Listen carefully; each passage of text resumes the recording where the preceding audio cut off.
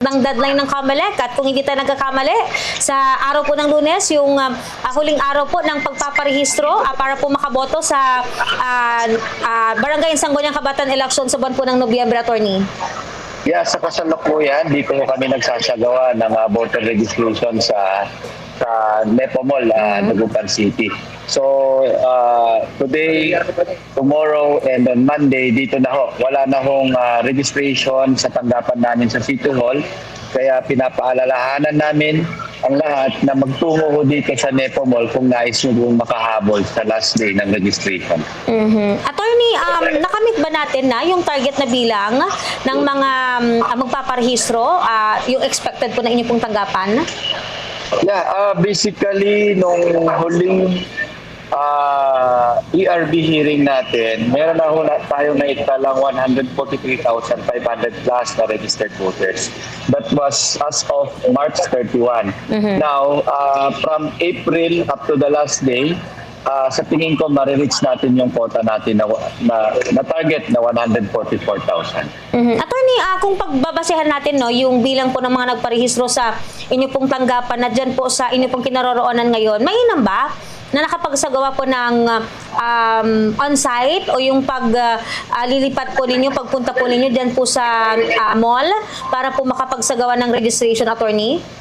Yeah, bago ko sagutin yung tanong na yan, kung maalala natin yung location ng ating tanggapan sa City Hall ay nasa second floor. At siyempre limited lang ho yung space kung saan pwede natin gamitin para sa registration. So we decided na i-transfer yung registration na venue up to the last day to accommodate more registrants, especially kung magsisidagsaan lalo na sa huling araw. So, ang napapansin naman namin since this Tuesday na nandito tayo sa Nepo Mall, na doble na ho yung average daily voters turnout natin. Dati, nag-average lang tayo ng around 40 applicants a day. Ngayon, pumapalo na ho ng 100. And in-expect pa natin na tataas yan bukas at sa Lunes. Ano karamihan po sa mga nagpupunta dyan, attorney, mga estudyante ho?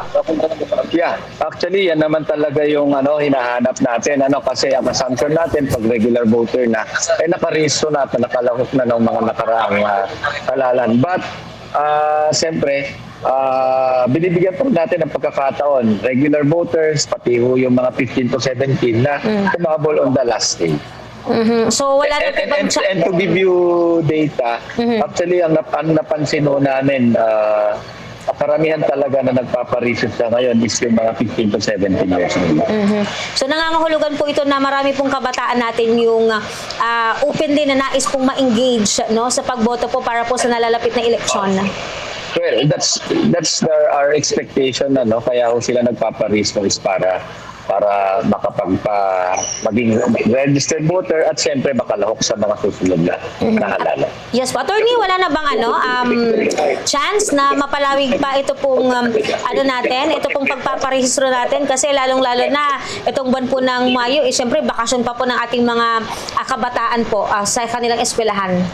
Wala na ho tayong inaasahan na magkakaroon pa ng pagpapalawig ng voter registration. Maliwanag ho na hanggang Lunes na lamang, May 18, yung ating huling araw ng pagpaparehistro. Kung matatandaan natin, nagsimula pa ito October last year. And parang ilang buwan din, parang mahigit 6-7 buwan. And siyempre yung summer break nagsimula pa nung April. So anyway, napapansin naman natin nga na since April, karamihan dyan, mga 15 to 17 years old, ito yung mga estudyante na naka-school break. Attorney, after ng May 18, ano pa yung mga nakalinyang aktibidad po ng Commission on Election o COMELEC na in relation po sa paghanda ng Barangay Sangguniang Kabataan Elections on November? Yeah, after ng May 18, siyempre mag-uumpisa na hong salahin lahat ng mga applications sa tinanggap natin from April to May. So dadaan ho yan sa approval or disapproval ng tinatawag na Election Registration Board. So basically malalaman natin on June kung ilan exactly yung figure na makakalahok both for SK and barangay election. And then patuloy ho yung ating pagdidecongest sa mga voting centers. Actually, may mga nadagdag na ho na voting centers from 29 as of today 32 na siya. Halimbawa ho, yung West Central 1, na-decongest natin yan kasi yung ibang voters na ilipat na sa West Central 2. Ganon din ho sa may Salapingaw, ganon din sa may anong school to? Mamalingling Elementary School. And then, yung pinakahuli o yung aabangan natin, invitayan natin yung ating mga media partners sa MOA signing ng COMELEC and NEPO Mall Management para isagawa ang kauna-unahang mall voting dito sa buong Region 1. At attorney, baka meron po kayong mga karagdagan pa pong panawagan, paalala sa ating mga listeners and viewers na nakaantabay sa atin ngayon. Go ahead po, attorney.